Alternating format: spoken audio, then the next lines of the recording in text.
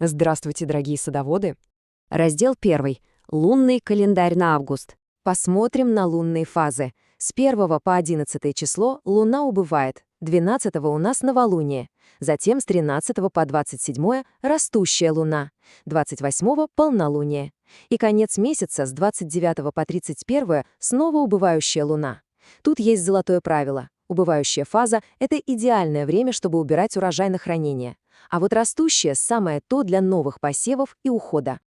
Переходим ко второму разделу — корнеплоды и луковицы. И тут у нас фокус на убывающую Луну. Поговорим о тех самых культурах, которые скоро отправятся на долгое зимнее хранение. Начнем с репчатого лука. Как понять, что пора? Перо должно массово пожелтеть и лечь на землю, а шейка стать совсем тонкой, сухой. И вот как только лук готов, копать его нужно строго в сухую погоду. И ни в коем случае нельзя обрезать ботву сразу, это прям самая частая ошибка. Нужно просто стряхнуть землю, разложить лук в один слой и сушить дней 10-14 в хорошем проветриваемом месте. И только потом обрезать корни и шейку. Теперь наш любимый чеснок. Тут надо четко понимать разницу между видами. Озимый чеснок нужно убирать уже в самом начале августа. Смотрим на нижние листья. Подсохли, головка стала плотной, пора. А вот яровой чеснок пусть пока посидит на грядке, его убирают позже. Ждем конца августа, пока ботва массово не пожелтеет и не начнет ложиться. После выкопки его категорически нельзя обрезать. Чеснок всегда сушится целиком. Оставляем все — ботву, корешки, наружные чешуйки, и делаем это исключительно в тени, где-то под навесом или в сарае с хорошим сквозняком.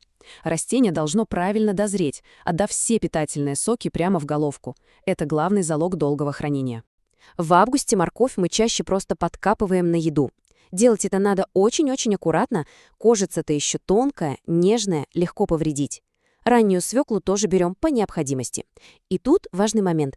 При обрезке свекольной ботвы обязательно оставляется небольшой хвостик. Зелень нельзя резать под ноль, иначе корнеплод просто потеряет сок. Раннюю картошку копаем, когда ботва полностью засохла, и, само собой, только в сухую погоду. И помним, все, что идет на зимнее хранение, лучше копать на убывающей Луне. Раздел номер 3. Надземные культуры и их регулярный сбор. Здесь правила игры немного меняются, и фазы Луны, честно говоря, отходят на второй план. Самое важное сейчас — собирать урожай регулярно, буквально каждый день. Томаты обязательно снимаем бурыми, розоватыми или даже молочной спелости. Если ждать, пока они покраснеют прямо на кусте, может пойти гниль, а кому это нужно? Огурчики собираем часто, лучше через день. Стоит оставить на ветке пару переростков, и все, новые завязи сразу тормозят. Перцы с баклажанами тоже не передерживаем. Молодые плоды всегда вкуснее и нежнее. А вот раннюю капусту срезаем сразу, как только качан стал плотным. Пойдут августовские дожди, и такой перезревший качан просто треснет пополам.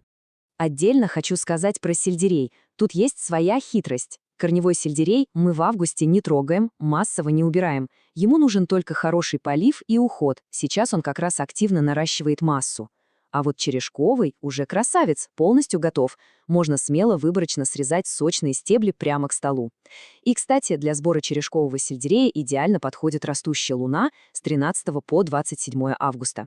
Раздел 4. Второй урожай. Фокус на растущую Луну.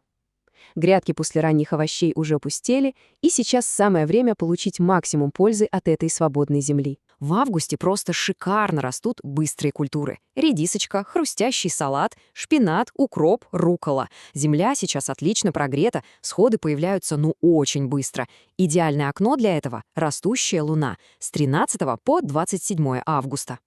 А что делать, если новая зелень или редис уже просто не нужны?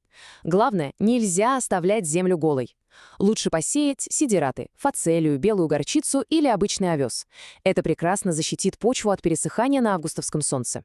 Без сомнений, это великолепно подготовит участок к осени. Земля станет рыхлой, плодородной и заодно отдохнет от сорняков. Каждый комментарий внимательно читается, и на все вопросы мы с удовольствием отвечаем. Также рекомендую посмотреть другие полезные видео на канале. Все нужные ссылочки есть в описании и в закрепленном комментарии под этим видео. Крепкого здоровья и по-настоящему богатого урожая!